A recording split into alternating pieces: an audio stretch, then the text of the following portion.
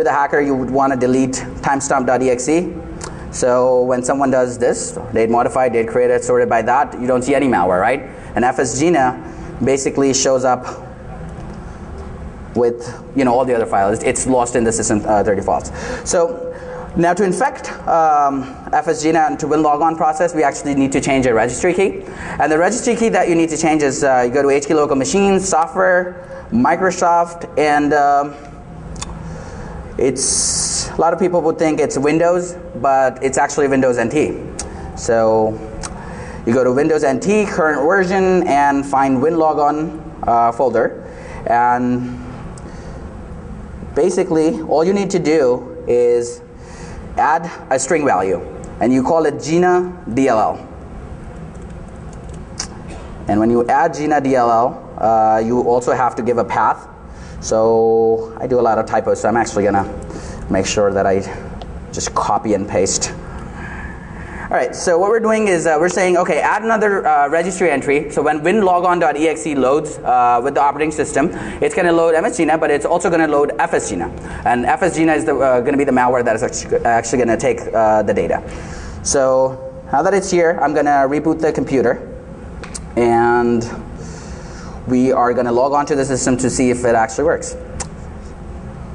Yeah, so while it's rebooting, I guess it's going to take a couple seconds for it to reboot.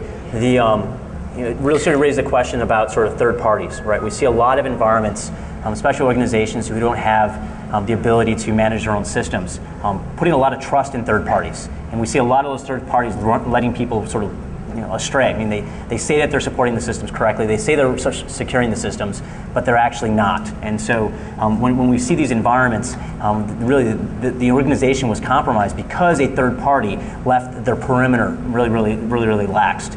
And so I think it should be coming up soon. But basically that's the main takeaway from this piece of the demonstration is that once that file is on the system, it not only left that one organization exposed, but all of the clients that were accessed through that terminal server also were exposed as well. Right, and remote desktop, I know when it came out, everyone jumped on it, and still now, we see a lot of the environments that say, okay, yeah, it's remote desktop, but it's secure. It's encrypted session. But just to get to remote desktop, if you're running remote desktop on port 3389, your chances of getting pwned are really high, because what the attackers do these days, they're looking for remote entry points, right? They're looking for low-hanging fruit. So if they get remote desktop, VNC, PC anywhere, yeah, believe it or not, a lot of people still use it, and so they basically write cracking programs for remote desktop, and once they get into one, it's their way then. So what I'm going to try to do now is try to log on with fake credentials. I'm going to say, hey, DEFCON, blah blah blah, and just try to log on. But just to kind of show you that all the fake logins, the malware is not going to care about.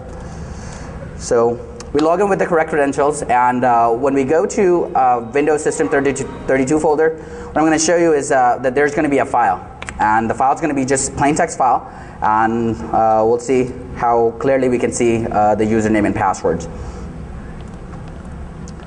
So we go Windows System 32. All right, so you see, on 731, it created a new file, users.dat. So let's double click it and see what it has. There you go.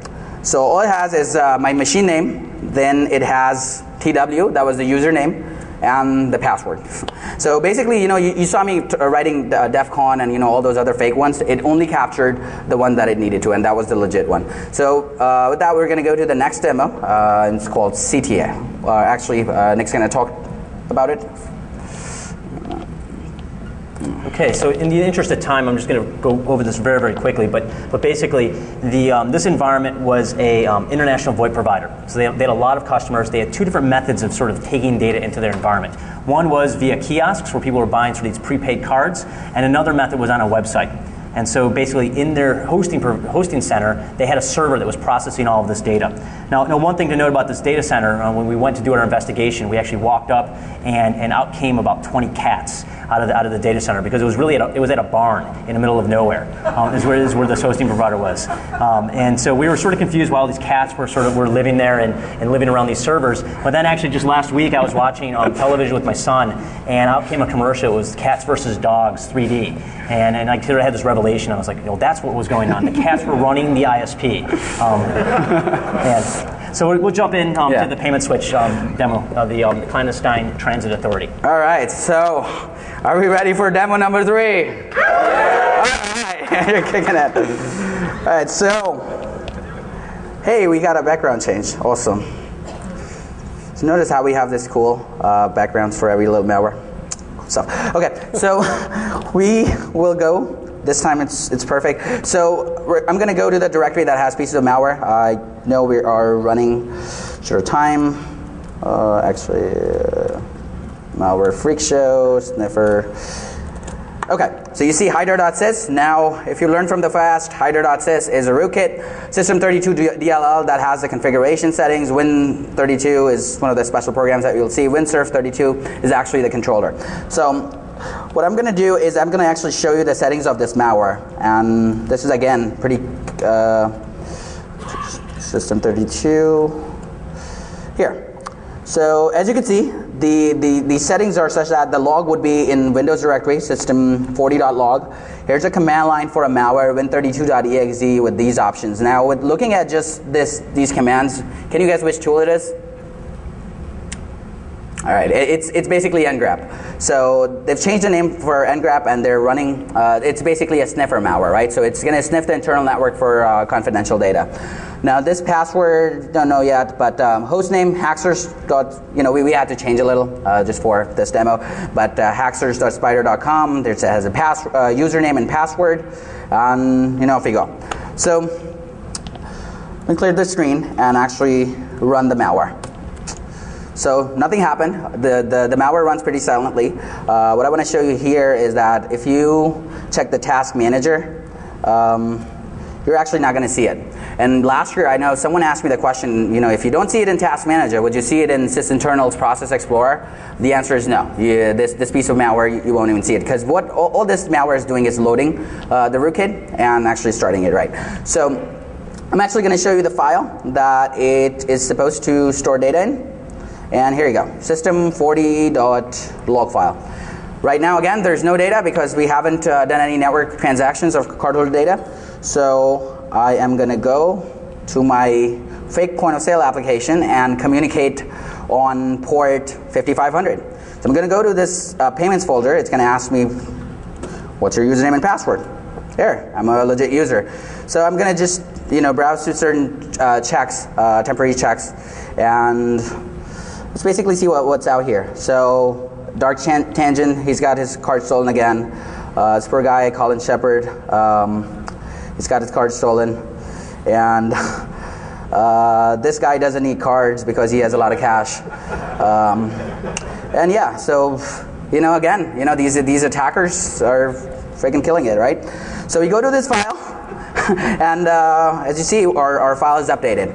So when we see the output, we see that this is basically ngrep output. So if you use ngrep hour, you see basically the interface name, the poor min's regular expression for track data, and the IPs that it was communicating to. So now that file is there, what the attackers do to actually get the data. Now in the previous malware, what you guys saw that the attackers still had to come into the system to actually take out the data. Now this is one better. And we'll see how. So I'm going to change the system time because the malware writers. That's one of the shortcomings of this malware. Actually, they basically transferred the data at around the same time every day. All right, so 59, and I'm going to give you 10 seconds to kind of pray for the demo to work.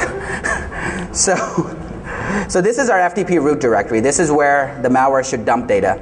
And this is actually, we're running a local FTP server on the local machine. So it's 1 o'clock. Let's see, 1, 2, 3, 4, 5, 6. Oh. AM. The demo is not there. It's AM.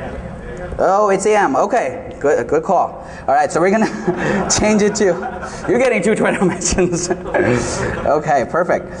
So this time, I'm actually gonna do a good job.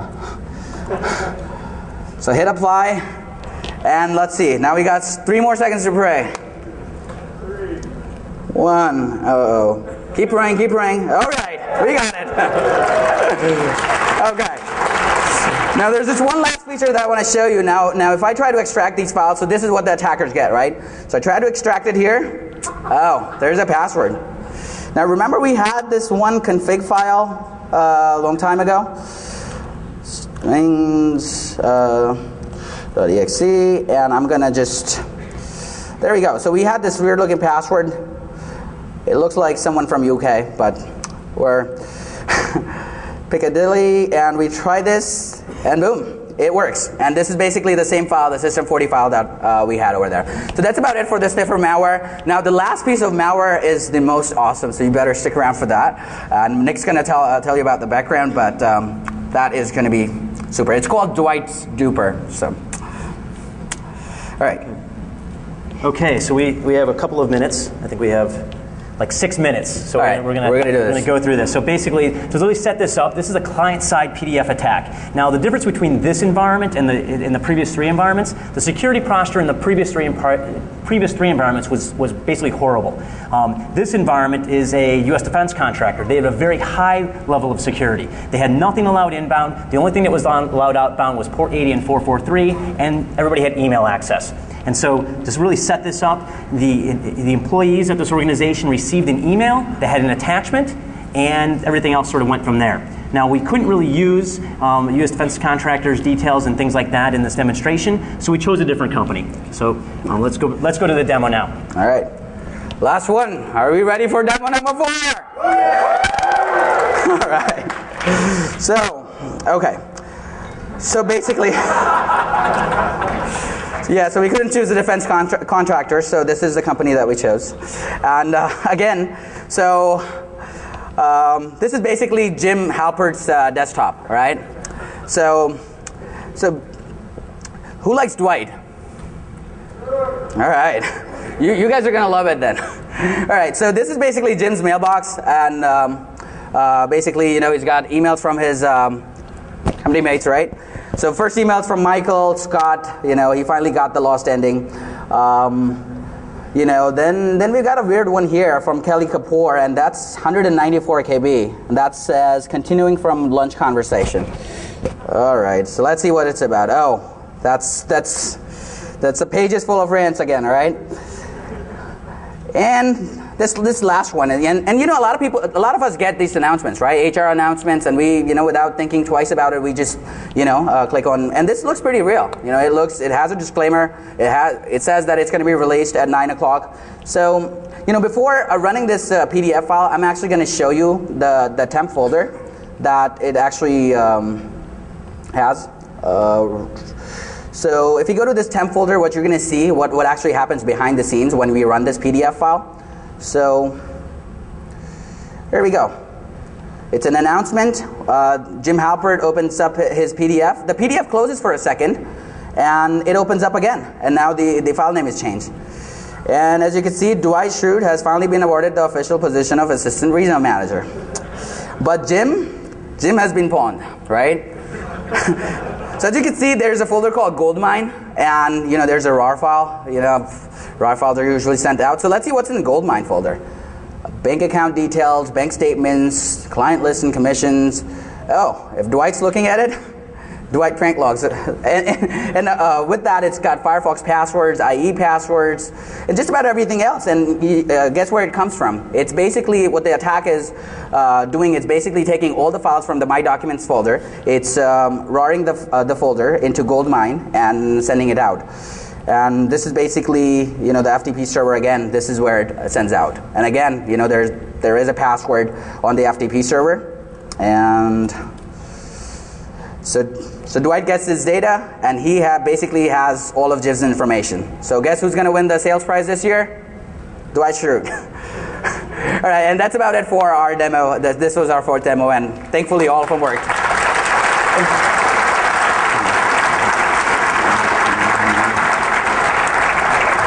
Yeah, so just to sum it up, so what we learned here is that customization of malware is the key, right? So we're seeing customized malware targeting environments, like you saw in the U.S. Defense Contractor example.